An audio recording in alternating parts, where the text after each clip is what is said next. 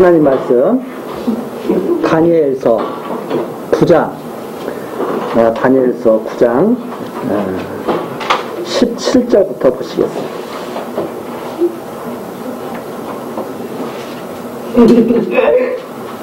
9장 17절. 그러온즉 우리 하나님이여 지금 주의 종의 기도와 간구를 들으시고 주를 위하여 주의 얼굴빛을 주의 황폐한 성소에 비추시옵소서. 나의 하나님이여 귀를 기울여 들으시며 눈을 떠서 우리의 황폐된 상황과 주의 이름으로 일컫는 성을 보옵소서.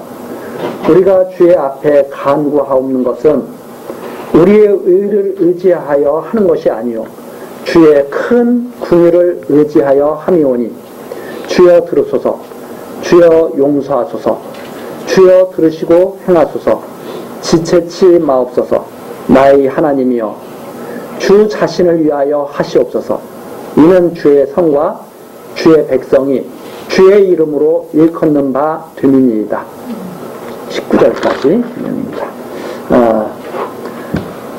우리 전 시간 다니엘이 예레미야의 그 고한 연수, 예루살렘의 황무함이 70년 만에 마치리라 한 그것을 다니엘이 깨닫고 이제 기도하는 내용이 쭉 지금 이어지고 있습니다. 여기 이 19절까지 다니엘이 기도하는 내용인데 우리 그 부분 다시 한번 쭉 정리하면서 살펴보도록 하겠습니다.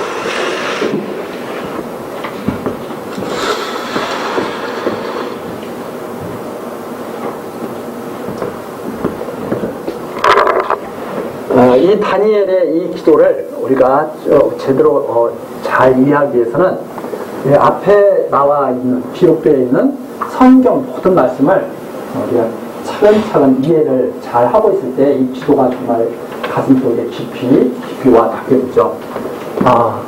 이스라엘은 아브라함서부터 시작이 됩니다. 우리가 잘 알고 있죠. 아브라함은 2000년, 예수님 오시기 약 2000년 전으로 이렇게 기억하면 아주 간략하게 기억을 할 수 있습니다.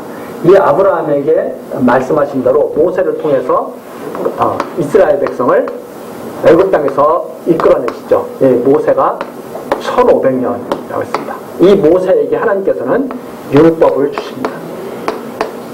이 율법을 주시면서 복과 저주를 하나님께서 말씀하시죠. 이 율법을 잘 지키면 너희들이 복을 받지만 율법을 잘 지키지 못하면 저주를 받고 다 망할 것이다. 다 망하고 난 다음에 내가 은혜를 베풀어서 너희들을 다시 돌아오게 할 것이다. 이렇게 말씀하시면서 모세에게 또 그 말씀을 하시죠. 그런데 너희들은 율법을 지키지 못해서 반드시 망하게 될 거야. 그때 내가 나를 기억하고 기도를 할 때 내가 너희들에게 마음속에 할례를 받게 해주겠다. 이 율법은 이제 마음속에 할례를 받은 것이 아니죠, 사실. 그래서 그때 하나님께서 너희들이 돌아올 때, 망한 다음에 돌아올 때 마음에 할례를 받게 해주겠다. 이렇게 말씀하시는 내용이 신명기에도 잘 나와 있습니다. 자, 이렇게 모세에게 말씀하신 대로 이스라엘 백성이 가나안 땅에 들어가서 율법을 잘 지키지 못하죠. 맨 처음에는 잘 지키는 것 같았습니다. 하나님도 잘 섬기고 그리고 성경도 세우고 그래서 역시 아브라함에게 말씀하신 대로 백성들의 왕으로 다윗을 세우시고 솔로몬으로 성전을 건축하게 하시죠. 그래서 하나님 섬길 수 있도록 이렇게 해주셨는데 그만 나라가 나눠져서 이제 아수르에 의해서 북쪽 이스라엘이 722년경에 망합니다. 그래서 세월이 많이 흘렀죠. 2000년서부터 시작된 역사가 여기까지 왔죠. 720년. 아수르에 의해서 망했습니다. 하나님이 큰 경고를 주신 거죠.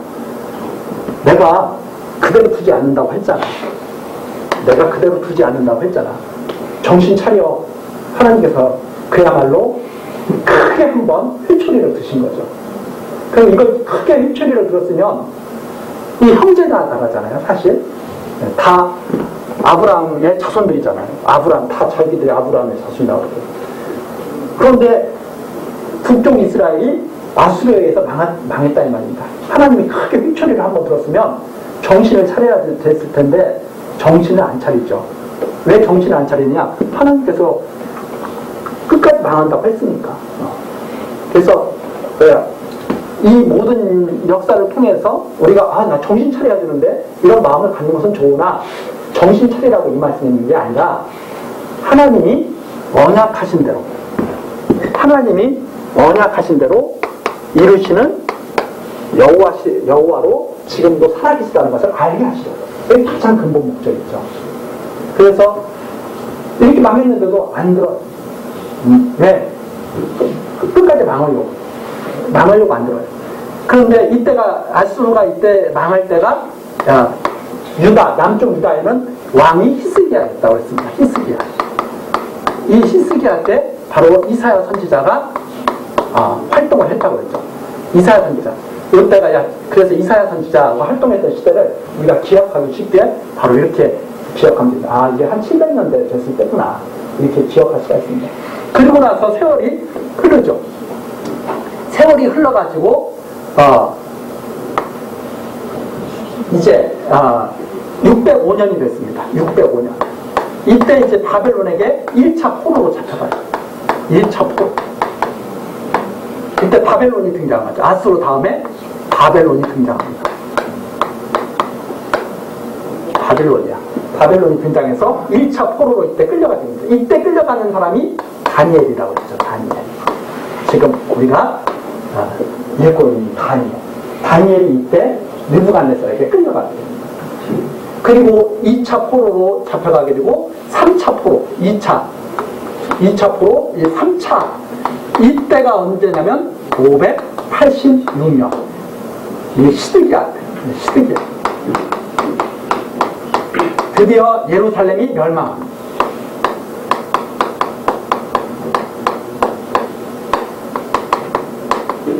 예루살렘이 멸망하죠. 이렇게 역사가 지금 이렇게 진행되죠. 예루살렘이 멸망합니다. 그런데 이 바벨론이 영원할 것 같던 이 바벨론이 다니엘이 꿈을 꾸잖아요. 다니엘이 꿈을 꾸죠. 꿈을 꿔가지고 이 바벨론이 무너진다는 거예요. 이 바벨론이 무너지고 그 다음 들어서는 나라가 바로 메대와 바사, 페르시아, 바사가 등장한다는 거예요. 다니엘을 통해서 계시를 해주시죠. 메대와 바사가 등장을 하고 다니엘이 언제까지 사느냐? 이 다니엘이 바벨론 때 어릴 때 끌려가가지고 메대 바사가 들어설 때까지 다니엘이 생존했다. 이렇게 다니엘에서 기록되어 있죠. 그리고 이 메대 바사 다음에 나타날 나라가 바로 헬라라는 헬라라는 제국이 나타난다고 했습니다. 이 헬라라는 제국이 나타나고 난 다음에 나타난 제국이 로마라고 했습니다. 이 로마 때 그리스도가 오십니다. 로마 때. 이걸 다니엘 선지자를 통해서 미리 잘 보여줍니다. 그러니까 이 다니엘서에 기록된 이 내용은 언제까지 다 이루어질 내용이냐면 그리스도가 오시기까지 다 이루어질 내용입니다. 그런데 어떤 사람들은 이 다니엘서를 요한계시록까지 이렇게 보죠. 그러나 그게 아니라 그리스도가 오시기까지 다 완전히 다 이루어집니다. 그래서 구약은 구약 안에서 완전히 다 이루어집니다. 이게 뭐냐면 그리스도 보내겠다. 내가 그리스도 보내겠다. 이런 약속이거든요. 그래서 이 약속대로 그리스도가 오셨다. 이게 이제 신약이라고 했어요. 그래서 전체가 하나님에 대해서 알려주시는 책, 하나님에 대해서, 하나님의 존재에 대해서 깨닫게 해주시는 것이 바로 성경이다. 그래서 성경을 딱 보면 하나님 계시구나. 그분이 여호와시고 예수가 그분이 보내신 그리스도구나. 이걸 믿으면 성경을 아주 잘 읽는 거예요. 그거서부터 모든 것들이 변화되기 시작한다고 했습니다. 그 믿음으로부터 모든 인간의 모든 삶이라든가 사고방식이라든가 모든 관점이 다 바뀌어나가게 되죠.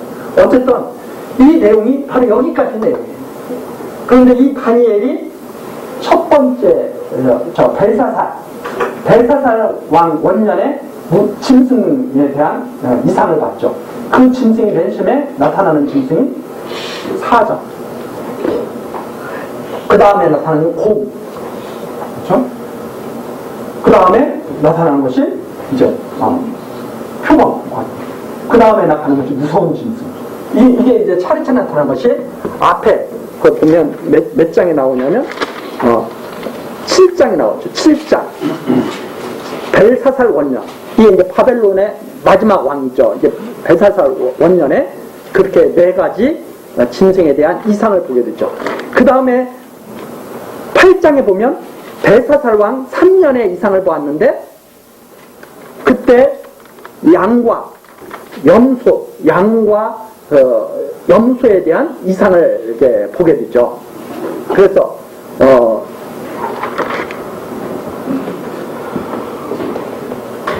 벨사살 원년, 그 다음에 두 번째 나타나는 것이 벨사살 3년 때 메대가 헬라의 공격을 받는 이상을 보게 되죠. 그래서 이 메대가 어떻게 되냐면 원래 메대가 이 두 나라로 이렇게 크게 두 나라로 이렇게 뭉쳐진 나라 아닙니까? 맨 처음에 한 뿌리 양에서 뿌리 하나가 나는데 나중에 나는 것이 더 크게 나더라. 그래서 이걸 해석을 해주잖아요. 이건 메대를 말하는 거고 이건 바사를 말하는 거야. 그래서 나중에 바사가 메대를 다 완전히 장악해서 고레스가 나타나게 될 것을 갖다가 말씀해 주는 내용이 그거죠. 그런데 서쪽에서부터 이 헬라는 저 마게도냐 쪽에 있는 게 마게도냐 반도가 헬라 아닙니까? 메대 바사는 이쪽 페르시아 쪽이고 그러니까 서쪽에서부터 염소 한 마리가 돌진해 와가지고 이걸 들이받죠.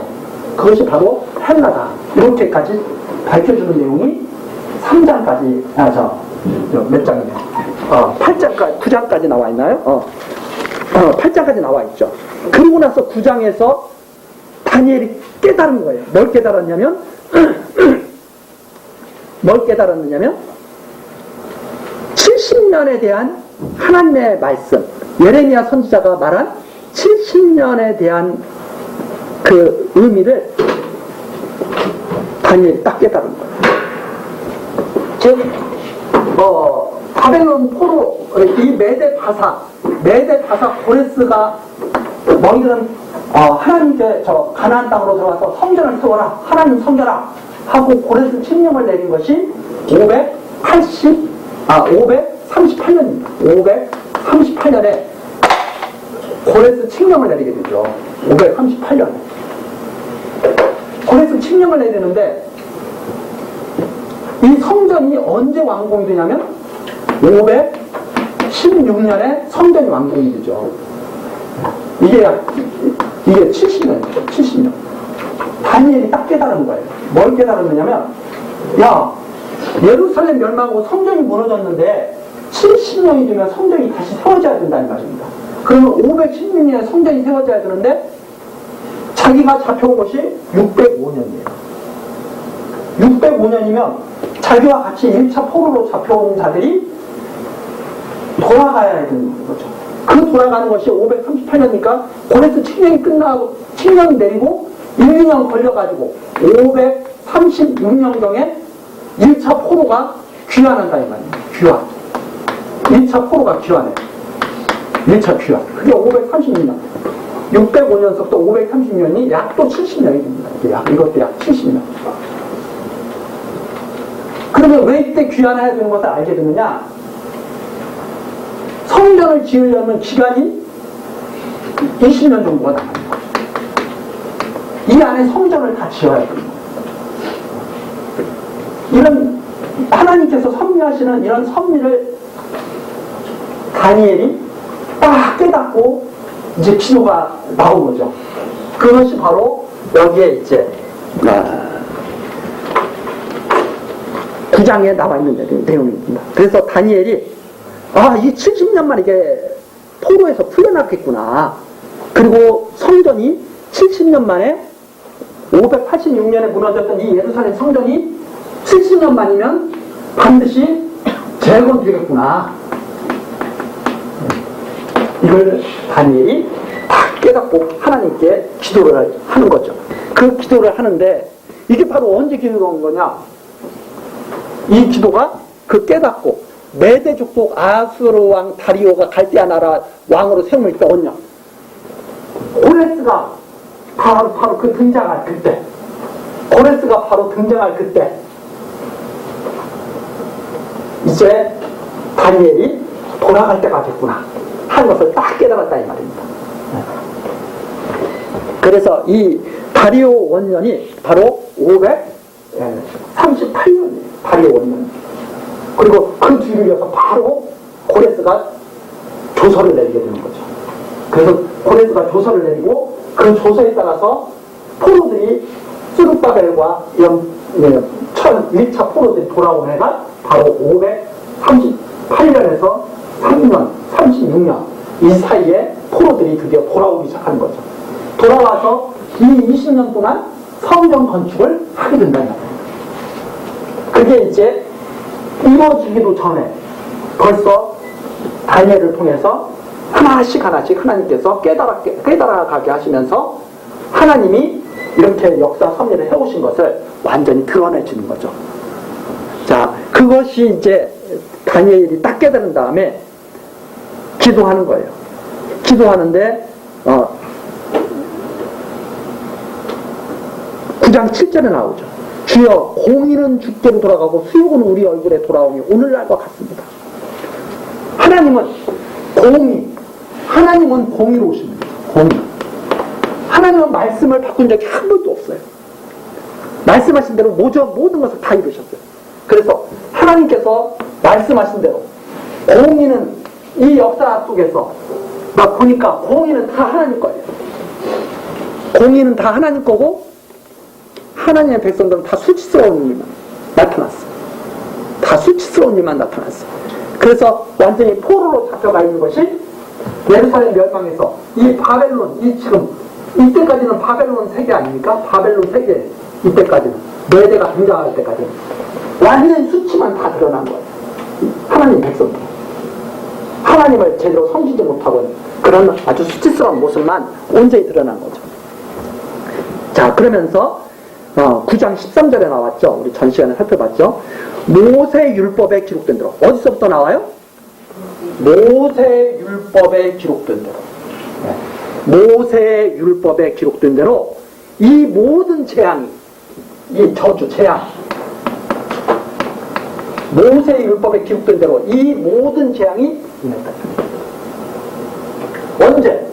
1500년 전에, 아니 1500년에, 주전 1500년에 이때 말씀하신 것이 거의 천년 뒤에 다 사실로 다 드러났다. 완전히 모세에게 말씀하신 대로 다 드러났습니다. 우리에게 임하였으므로 지금 이렇게 됐는데 이걸 보면서 백성들이 은총을 간구치 않았어요. 주의 진리를 깨닫고 이게 무슨 뜻인지, 왜 이런 역사 섭리를 해가는지, 하나님께서 왜 이렇게 섭리를 해가시는지 좀 깨닫게 해달라고 아무도 구하는 사람이 없었다 이 말입니다. 그래서 다니엘이 주의 진리를 깨닫도록, 우리는 우리의 죄악을 떠나고 주의 진리를 깨닫도록 하나님 여호와의 은총을 간구치 아니하였나요? 이런 역사가 이루어지는데도 하나님을 바라는 자들이 없어. 오히려 하나님의 말씀을 전하는 선지자들을 핍박하고 때리고 죽이고 이러면서 지낸 거죠. 그래서 계속 나오죠. 하나님께서는 이 재앙을 임하게 하셨는데 모든 일이 공의로우셨어요. 말씀하신 대로 변하지 않고 계속 다 이루셨다 이 말입니다. 그래서 하나님의 공의를 쫓아서 16절에 나오죠. 하나님의 공의를 쫓아서 망하게 했지만, 이제 하나님이 또 뭐라고 하셨냐면 망한 다음에 돌아오게 하겠다고 또 말씀하셨잖아요. 그러니까 하나님의 공의를 쫓아서 이제는 돌아오게 해주십시오. 하나님의 공의를 쫓아서 망했지만 이제 하나님의 공의를 쫓아서 돌아오게 해주십시오 하는 내용이 이제 16절부터 나옵니다. 주여 내가 구하옵나니 16절, 주는 주의 공의를 쫓으사 주의 분노를 주의 성 예루살렘 주의 거룩한 산에서 떠나게 하옵소서. 이제는 분노를 거두시고 하나님의 공이 아닙니까 그것이. 돌아오게 하십시오. 그러면서 우리가 전 시간까지 거기까지 있죠. 주의 얼굴빛을 비추어 주시옵소서. 이제는 주의 얼굴빛을 비추어 주시옵소서. 이렇게 하는 내용이 17절까지 되고 있습니다. 그 다음에 18절서부터 이제 우리가 자세히 살펴보면서 그랬습니다. 나의 하나님이여 귀를 기울여 들으시며 눈을 떠서 우리의 황폐된 상황과 주의 이름으로 일컫는 성을 보옵소서. 우리가 주의 앞에 간구하는 것은 우리의 의를 의지하여 하는 것이 아니요. 사람의 은혜는 있어요 없어요? 없어요. 사람은 다 불의해. 의인은 한 사람도 없어요. 로마서에 나와 있는 것이 여기 그대로 지금 나와 있잖아요. 우리의 의를 의지해서 어떻게 하나님께 구할 수가 있겠습니까? 우리의 의를 가지고는 하나님께 나아갈 일이 없습니다. 이제는 여기서 결론 났잖아요. 인간의 의의는 없다는 사실, 모든 인간은 불의하다는 사실이 여기서 벌써 딱 드러났잖아요. 다 죄악밖에 없다는 사실.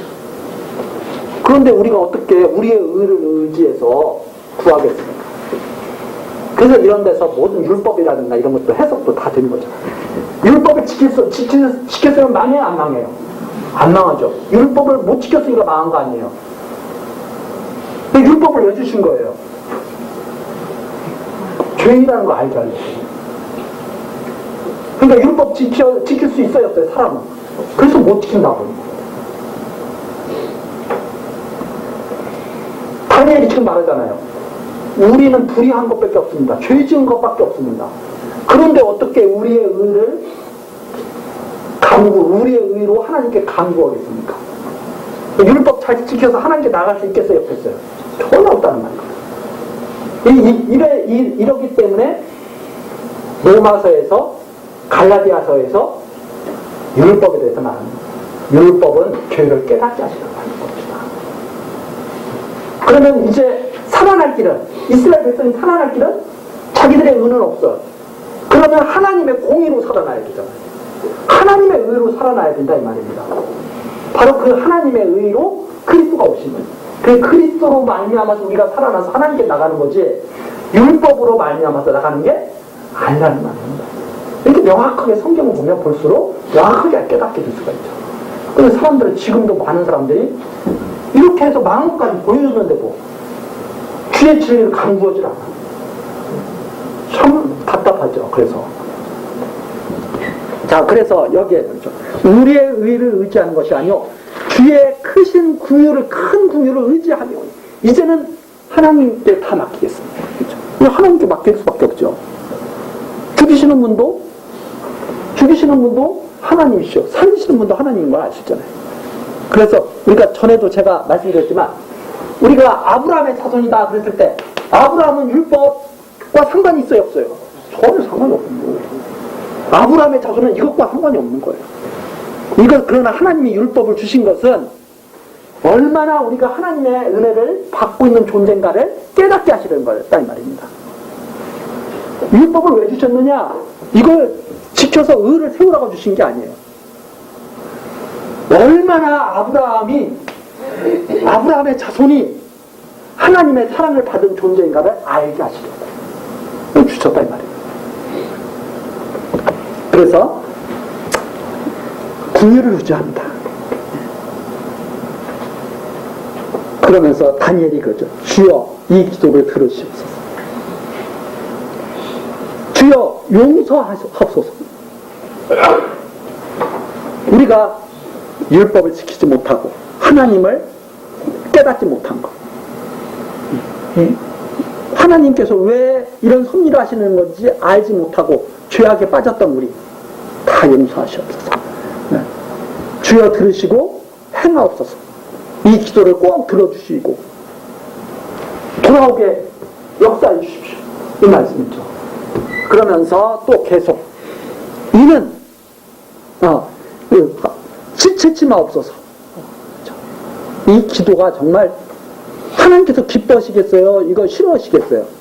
우리가 딱 봐도 이거 하나님께 꼭 들어주실 기도잖아요. 정말 때를 기가 막히게 맞춰서 기도를 왔어. 하나님께 이거 다 미리 말씀해 주셨거든요. 뭘 쫓겨간 데서 나를 생각하게 되게 해주겠다. 다니엘이 그대로 하나님의 그 말씀대로 그대로 기도하죠. 빨리 우리 다시 돌아가서 하나님 섬기게 해주시는데 우리의 의로 마옵시고 아버지의 의로 해주십시오. 하나님의 의로 해주십시오. 그러면서 또 여기에 또 정말 다니엘 어쩌면 이렇게 다니엘 선지자가 하나님 마음에 속 드는 그 기도를 드렸는지 정말 감탄을 따름있죠. 여기에 보시면 나의 하나님이여 주 자신을 위하여 하시옵소서. 누구를 위해서 하시라고요? 하나님을 위해서 하셔야죠. 하나님 이름이 더럽혀지면 됩니까? 모세도 그렇고 이런 다니엘 선지자도 그렇고 하나님이 기도를 정말 기뻐하실 수밖에 없는 기도를 드리는 거죠. 우리의 뜻을 이루는 것이 아니라 하나님의 뜻을 이루셔야죠. 주 자신을 위해서 하시옵소서. 이는 주의 성과 주의 백성이 주의 이름으로 일컫는 바 됨입니다.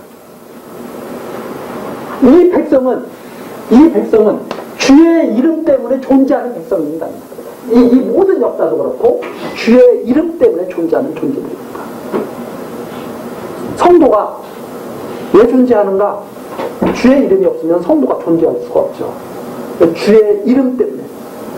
야곱이 왜 존재하는가? 주의 이름 때문에. 태어나기도 전서부터 야곱은 사랑받는 자로 살아가게 돼 있어요. 주의 이름 때문에. 그래서 하나님께서는 야곱이 아무리 다른 길로 그릇된 길로 나가려고 해도 그대로 두셔야 안 두셔요? 안 두셔요. 때려서라도 데리고 오셔 다시. 때리시잖아요. 때리시면 맞잖아요. 다 망하게 하시잖아요. 그래서 끝나는 게 아니에요. 다시 꼭 데리고 들어오셔요. 왜 그런가 하면 주의 이름으로 존재하는 백성들이기 때문에. 예루살렘도 주의 이름으로 존재하는 성이기 때문에. 그래서 이렇게 기도를 딱 드립니다. 여기까지가 바로 이제 다니엘의 기도인데 20절이죠. 20절부터 27절까지 다니엘이 기도 드리자마자 가브리엘이 날라와. 얼마나 하나님께서 마음에 합하셨으면 그냥 바로 그냥 기도의 응답이 딱 되죠. 70년을 깨닫고 드린 기도였죠. 그래서 20절 내가 이같이 말하여 기도하며 내 죄와 나오죠. 이같이 3절부터 19절처럼 간절한 마음으로 금식하면서 베옷을 입고 다니엘이 기도하는데 내 죄와 및 내 백성 이스라엘의 죄를 자복하고 내 하나님의 거룩한 산을 위하여 내 하나님 여호와 앞에 간구할 때 곧 내가 말하여 기도할 때에 이전 이상 중에 본 그 사람 가브리엘이 빨리 날아서 이 빨리라는 거 신속하게 날아왔다 이 말입니다. 가브리엘이 아주 좋은 소식을 전해주는 천사 아닙니까? 이 가브리엘이 휙 날아온 거예요. 저녁 제사를 드릴 때 즈음에 내게 이르더니 내게 가르치며 내게 말하여 가로되 다니엘아 내가 이제 내게 지혜와 총명을 주려고 나왔나니 지혜와 총명 깨달을 수 있도록 통찰력을 준다 이 말입니다. 너가 본 이상 다니엘이 어떤 계속 지금 이상을 보고 있지 않습니까? 근데 그 다니엘에게 지혜와 총명을 주려고 나왔다 이 말입니다. 그러면서 23절 곧 내가 기도를 시작할 즈음에 기도를 다 듣고 하나님이 보내주신 거예요? 기도를 시작할 때 벌써 보내주신 거예요? 기도를 시작할 때 다니엘이 벌써 하나님은 벌써 보내신 거예요. 기도를 시작할 즈음에 명령이 내렸으므로. 그러니까 이 기도라는 것은 하나님께서 들으시는 기도지만 벌써 하나님은 다 알고 계셔요. 이 기도는 내가 들어줘야 될 기도구나. 기도가 시작될 즈음에 벌써 내려보여주시는 거예요. 그러면서 23절 나오죠. 내가 기도를 시작할 즈음에 명령이 내렸으므로 하나님께로부터 명령이 내렸어요. 벌써 이제 내게 구하러 왔느니라. 얼마나 하나님이 너 빨리 가 해가지고 보내셨는지, 다니엘이 그래서 기도가 시작될 경우에 보내셨는데 우리가 알기 쉽게 표현한 거예요. 기도가 끝나자마자 벌써 온 거예요. 그렇죠? 그래서 23절, 너는 크게 은총을 입은 자다. 너는 크게 은총을 입은 자다. 그런즉 너는 이 일을 생각하고 그 이상을 깨달을지니라.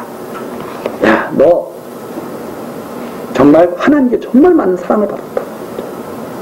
마치 그런 거와 똑같습니다. 자녀들이 부모에게 잘못하잖아요. 그래서 자녀가 이렇게 벌 받고 있어요. 근데 부모는 벌써 그 벌 받고 있는 자녀한테 어떤 말을 갖고 있냐면, 빨리 어떤 마음을 가지고 받아요? 미련한 자식은 그래서 오래 벌 받아. 예를 들어서 부모가 야 손 들고 있어, 이렇게 손 들고 있잖아요. 근데 손 들고 있을 때 애가 힘든 거 보면 부모 마음속에 어떤 마음이 드냐면, 저는 빨리 잘못했다고 그러고 용서를 빌어야 내가 그래 그만해 이럴 텐데, 이런 마음이 들잖아요. 근데 미련한 자녀는 어떻게 해? 끝까지 버틸 거야. 입을 안 물고 버티잖아요. 조금 지혜로운 자녀는 어떻게 해요? 엄마가 내가 이거 이렇게 고통받고 있으면, 손 오래 들고 있으면 엄마 마음이 아프겠지?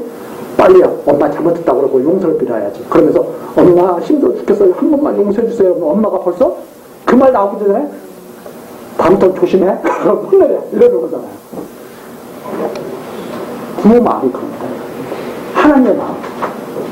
70년 포로가 빨리 끝나기를 누구보다도 기다리고 계신 분이 누구예요? 하나님. 그런데 끝까지 버티는 거예요. 하나님을 부모를 잘못 이해하면 끝까지 버텨. 그게 아니라 간절한 기도한 마음이 드는 거죠. 그 부모의 사랑을 깨닫는 순간. 그래서 다니엘이 그 기도를 시작하는데 벌써 하나님은 됐다, 저거 벌써 시작했다 하고 보내신 거예요. 이런 속에서 하나님의 사랑이 얼마나 지극하신가 하는 것을 우리들이 느껴볼 수가 있는 거죠. 근데 우리들은 그런 하나님을 인식하기가 어렵죠. 하나님은 나와 상관도 없는 것 같고, 내가 어려울 때 돌아보지도 않는 것 같고, 자꾸 그러죠. 그런데 아니다 이 말이죠. 그래서 너 정말 하나님께 은총 입은 자야. 내가 더 자세히 알려줄게 하고선 말씀하시는 내용이 24절부터 나옵니다. 내가 더 자세히 알려줄게. 어떻게 내가 역사해 가는지 해서 24절, 내 백성과 내 거룩한 성을 위하여 70일에로 기한을 정했다. 여기에 드디어 70일에가 나옵니다. 내가 기한을 70일에로 정했어. 70일에 너와 너 백성을 위해서 내가 70일의 기한을 내가 딱 정해놓은 거야. 이 70일에는 이스라엘 백성을 위한 기한 정해놓은 거예요. 이거 변할 수 있어요, 없어요? 이거 변할 수 없는 거예요. 이미 이렇게 딱 정해놨다 이 말입니다. 정해놨는데, 자, 70일에로 기한을 정하였나니 허물이 마치며 죄가 끝나며 죄악이 영속되며 영원한 의가 드러나며 이상과 예언이 응하며 또 지극히 거룩한 자가 기름 부음을 받으리라. 이 70일 동안에 이스라엘 백성들의 죄가 다 사해지고 영속되고 허물을 다 마치게 되고 죄가 끝나게 되고 영원한 의가 드러난다 이 말입니다. 하나님의 영원한 의가 다 드러나게 된다. 그러면서 하나님의 말씀이, 예언된 말씀이 다 응하게 되고, 그 다음에 지극히 거룩한 자가 기름 부음을 받게 된다. 이렇게 말씀하시면서, 그러므로 너는 깨달아 알지니라. 지혜와 총명을 내가 너에게 줄 테니까 너는 깨달아라. 예루살렘을 중건하라는 영이 날 때부터 기름 부음을 받은 자, 곧 왕이 일어나기까지 7일에와 62일에가 지날 것이다. 70일에 중에서 7일에와 62일에가 지난다 이 말입니다. 그러면 69일에가 되죠. 그러면 나머지 한 일에가 남았습니다. 이렇게. 그래서 이게 학자들마다 너무나 허다한 이론들이 많아가지고 이러는데, 우리는 그냥 성경에 나와 있는 대로 그대로 그냥 편하게 따라가면서 이해하시면 별 무리 없이 이해할 수가 있습니다. 너는 깨달을지라. 예루살렘을 중건하라는 영이나, 예루살렘 중건하라. 이 영이 딱 나요. 그러면 예루살렘이 586년에 무너진 예루살렘이 516년에 성전이 완전히 중궁돼야 되잖아요. 중궁돼야 되잖아요. 자, 영이 난다 이 말입니다. 그러면 이 영이 무엇이냐 이렇게 우리들이 생각해 볼 수 있습니다. 그러면 어떤 학자들은 이 영이 고레스의 영이다. 또는 뭐 아닥사스다 왕이 내린 영이다. 명령이다. 이렇게 하죠. 우리가 이사야서 가서 한번 찾아보도록 하겠습니다. 이사야서.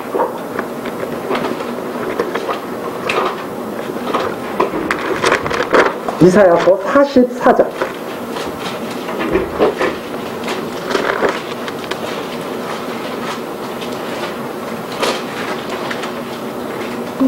(44장) 24절입니다. 내 구속자여 모태에서 너를 조성한 나 여호와가 말하노라. 나는 만물을 지은 여호와라.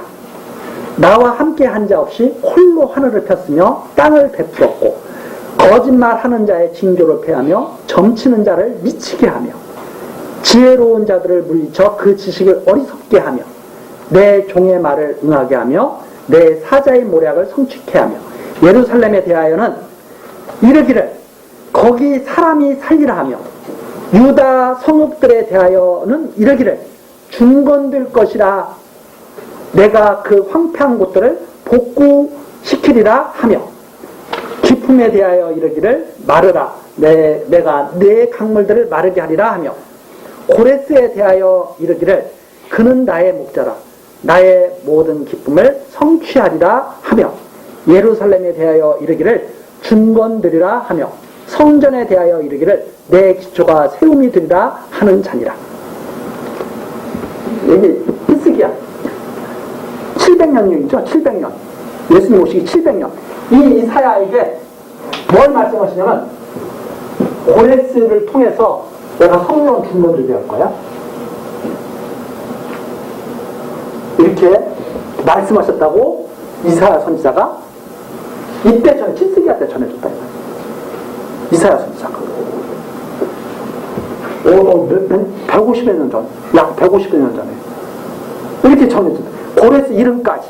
자, 조금 더 45장, 이사야 45장으로 계속 가서 보겠습니다.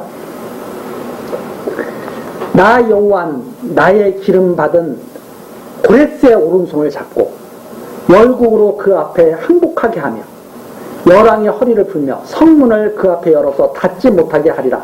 내가 고레스에게 이르기를 내가 내 앞서가서 험한 곳을 평탄케 하며 논문을 쳐서 부수며 쇠빗장을 열고 네게 흑암 중에 보아 은밀한 곳에 숨은 재물을 주어서 너를 지명하여 부른 자가 나 여호와 이스라엘의 하나님인 줄 알게 하리라.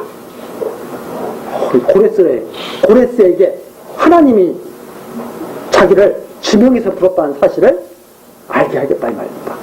그러면서 4절 나오죠. 내가 나의 종 야곱 나의 택한 이스라엘을 위하여 너를 지명하여 불렀나니. 고레스를 왜 지명해서 불렀어요? 누구를 위해서? 이스라엘을 위해서 고레스를 불렀어요. 하나님이 이 이스라엘을 위해서 이때 고레스를 딱 부른 거예요. 이스라엘을 위해서. 내가 너 왜 부른 줄 알아? 너가 할 일이 있어. 내 백성 이스라엘을 위해서 너가 일을 해야 돼. 그래서 고레스를 불렀다는 거예요. 그러면서 조금 더 밑으로 내려가면 4절, 45장 4절 내가 나의 종 야곱 나의 택한 이스라엘을 위하여 너를 지명하여 불렀느니 너는 나를 알지 못할지라도 나는 내게 칭호를 주었노라. 나는 여호와라. 나 위에 다른 이가 없나니 나밖에 신이 없느니라. 너는 나를 알지 못할지라도 나는 내 띠를 돕을 것이요. 하나님께서 고레스를 철저하게 끌고 다니신다는 거예요. 그래서 일하게 하신다는 거죠. 그러면서 6절 해 뜨는 곳에서부터 지는 곳에서든지 나밖에 다른 이가 없는 줄을 누리로 알게 하리라. 나는 여호와 다른 이가 없느니라. 나는 빛도 짓고 어둠도 창조하고 나는 평안도 짓고 환난도 창조하나니 나는 여호와라. 이 모든 일을 행하는 자라 하였노라. 자, 느부갓네살에게 망하게 했죠. 고레스를 통해서는 돌아오게 하시죠. 그걸 다 누가 하신다는 거예요? 내가 한 거야. 나 위에는 없다는 것을, 아무 다른 신이 없다는 것을 알게 하시고 있어요. 그러니까 환난을 창조하고 어둠을 창조하고 이 역사 섭리 속에서 다 이해가 되는 거죠. 내가 그래서 느부갓네살을 내가 왜 부른 줄 알아? 예루살렘 다 망하게 하려고. 그러나 내가 너를 불러서 다시 회복하게 할 거야. 이렇게 말씀하시는 거죠. 자, 이 고레스가 뭐라고 조사를 내렸는지 우리가 다시 가서 한번 에스라에 가서 살펴보겠습니다. 에스라. 그렇게 해서 고레스가 이제 하나님의 부름을 받을 것을 벌써 약 150여 년 전에 말씀하셨잖아요. 근데 에스라서에서 이제 고레스가 드디어 바벨론을 무너뜨리고 메데 파사의 왕이 됩니다. 그 고레스가 에스라 1장 1절 나오죠. 바사왕 고레스 원년에 여호와께서 예레미야의 입으로 하신 말씀을 응하게 하시려고. 여기서는 예레미야만 나왔지만 이사야 선지자의 말씀도 응한 거예요, 안 응한 거예요? 이사야 선지자의 말씀도 응한 거예요. 그러나 70년 만에 돌아오리라 한 그 예레미야 선지자, 그게 이제 여기서는 다니엘이 깨달았던 70년 만 돌아오게 하리라 한 것은 예레미야 선지자에게 말씀하셨기 때문에 그 예레미야 선지자라고 지금 말씀하시는 거죠. 바사왕 고레스의 마음을 감동시키시며, 누가 감동시킨 거예요? 바사왕 고레스를 하나님께서 그렇게 정해놓으셨으니까 감동시키시며 저가 온 나라에 공포도 하고 조서도 내려 가로되. 2절 나오죠. 바사왕 고레스는 말하노니 하늘의 신 여호와께서 세상 만국으로 내게 주셨고. 제대로 말하고 있는 거예요? 아니면은 잘못 말하고 있는 거예요? 네, 감동받아서 제대로 말하고 있어. 나를 명하사. 누구를 명했다고 그래요? 하나님의 고레스를 명했다 이 말입니다. 하나님의 고레스를 명했다. 나를 명하사 유다 예루살렘의 전을 건축하라 하셨느니. 고레스 보고 어떤 명령을 내린 거예요? 너 성전 세워. 이렇게 고레스에게 명을 하나님이 내리셨다 이 말입니다. 고레스에게 명을 내리셨다. 이스라엘의 하나님은 참신이시라. 너희 중에 무릇 그 백성 된 자는 다 예루살렘에 올라가서 거기 있는 여호와의 전을 건축하라. 너희 하나님이 함께 하시기를 원하노라. 자, 고레스가 왜 포로를 돌려보내는 거예요? 하나님이 고레스에게 어떤 명을 내렸어요? 성전 건축하라. 건축하게 해라. 재건하게 하라. 명을 내렸다 이 말입니다. 자, 그러면 다니엘로 돌아옵니다.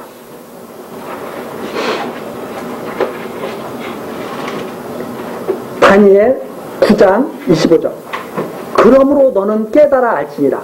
예루살렘을 중건하라는 영이 날 때부터 그랬습니다. 그럼 예루살렘을 중건하라는 영은 고레스의 칙령에 의해서 실질적으로 이루어지죠. 그러나 그 영은 벌써 어디로부터 시작된 거예요? 하나님께로부터 시작된 거예요. 하나님이 고레스를 명한 거예요. 내가 너 왜 세웠어? 성전 재건하라고 너 세웠어. 그 영을 받은 고레스가 칙령을 내리는 거예요. 내가 하나님께 그 영을 받았다. 그러니까 너희들 돌아가서 성전 건축하라. 이렇게 됐다 이 말입니다. 자, 그러니까 중건하라는 영이 날 때부터 이 중건하라는 영은 누구로부터 시작된 거예요? 하나님께로부터 시작됐다 이 말입니다. 하나님께로부터. 그 고레스가 이렇게 말하잖아요. 내가 영을 받았다. 성전 세우라는 영을 받았다. 그러니까 너희들 돌아가. 이렇게 칙령을 내리는 거 아닙니까? 그래서 중건하라는 영이 날 때부터 기름 부음 받은 자, 곧 왕이 일어나기까지 7일, 하나님께서 명령을 딱 내렸는데 그 명령대로 왕이 일어날 때까지가 7일에가 걸린다 이 말입니다. 그리고 하나님의 영이 딱 났을 때, 그 영이 났을 때 고레스가 감동받아서 내가 이걸 그럼 돌려보내야 되겠다 하는 그 왕이 일어나기까지. 그래서 고레스를 기름 부었다고 아까 이사야 선지자가 말했잖아요. 내가 기름 부어서 그를 끌고 다니겠다. 기름 부음 받은 자가 그러니까 누구예요? 여기서는 고레스입니다. 왜? 그리스도 오시기 때문에 다 이루어진 기름 부었어. 고레스. 왜 기름 부었냐면 하나님의 영을, 하나님의 일을 하게 하시려고. 그래서 기름 부음 받은 자들은 하나님의 일을 하는 자예요. 선지자, 왕, 제사장. 하나님을 섬기는 자들이에요. 그래서 고레스에게 기름 부은 자, 왕이 일어나기까지 7일에와 62일에 7일에와 62일에가 딱 지나면서 이 왕이 딱 나타나서 성전을 재건하도록 그렇게 한 것이다 하는 말입니다. 자, 그런데 문제는 뭐냐면 고레스가 이제 성전을 재건하라고 했어요. 고레스가 성전을 재건하라고 칙령을 내려가지고 포로들이 돌아왔습니다. 자, 516년까지 성전은 516년에 재건이 되는데 돌아온 때가 536년이니까 약 한 20년이 남았어요. 20년이면 성전 재건을 할 수 있는 기간이 충분히 되겠죠. 그런데 우리가 에스라서에서 오후에 우리 에스라에서 보니까 성전 재건이 돼야 안 돼요. 되기가 엄청 힘들어. 성전 재건을 이때부터 차근차근 했으면 무난하게 하겠죠. 그런데 성전 재건을 하려고 하니까 그 당시 가나안 땅에 들어와서 살고 있는 이방 족속들이 이스라엘이 돌아와서 다시 성전을 재건하려고 하니까 그걸 막으려고 애를 씁니다. 그래가지고 막 모함을 하고 반란을 일으키려고 합니다. 뭐 해가지고 모함을 해가지고 성전을 재건하다가 중단이 돼야 안 돼요. 딱 중단이 돼요. 그래서 성전 재건이 시작해가지고 기초만 딱 놓은 다음에 성전 재건이 안 되고 계속 있는 거예요. 그냥 딱 멈춰버리는 거예요. 그래가지고 언제까지 오냐면 520년까지 아무것도 못하고 허송세월. 520년까지 아무것도 못해요. 허송세월. 그렇게 된다 이 말입니다. 그래서 그때 곤란한 동안에 성이 중건되어 거리와 해자를 이룰 것입니다. 그런데 어쨌든 될 것은 성전도 재건이 되고 그 다음에 또 뭐가 되냐면 성전까지 성곽까지 다 이루어진다. 예루살렘 성곽까지 다 이루어진다. 그 예루살렘 성곽까지 다 이루어진 것이 444년. 곤란을 겪으면서 성전이 겨우 완공이 되고 곤란을 겪으면서 겨우 예루살렘 성전 이 성곽까지 담까지 다 이루어져서 해자를 이룰 것이며. 그거든요. 해자라는 건 뭐냐면 성을 이렇게 성을 쌓잖아요. 이렇게 성을 이렇게 막 높은 성들을 이렇게 막 성들을 쌓잖아요. 이렇게 성들을 쌓으면 성 주변에 적군들이 공격해 오면 이 성을 갖다가 쉽게 방어할 수 있도록 이 주변에다가 방어물들을 쳐놓는 거예요. 또 또랑을 파서 깊은 강물을 만들어 놓는 거니까. 그래서 영화 같은 거 보면 이 성을 지나가려면 다리가 내려와가지고 지나가려고 그랬잖아요. 이런 주변에 있는 이런 호수나 이런 것들을 파놓는 거. 성을 지키기 위한 그런 장치를 해놓는 것을 갖다가 해자를 이루기까지 곤란을 겪을 것이다. 순탄하게 된다는 거예요? 어렵게 된다는 거예요? 아주 어렵게 된다는 거예요. 그 다음에 62일 후에 기름 부음을 받은 자가 끊어져 없어질 것이며.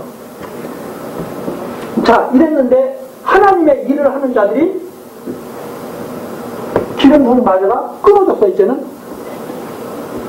이 성전이 딱 그리고 성곽이 다 건축이 되면 다 없어져 버리는 거예요. 그건 무슨 말이냐? 고레스도 죽고 성전 지원해주던 바사 왕들이 다 끊어지게 되는 거예요.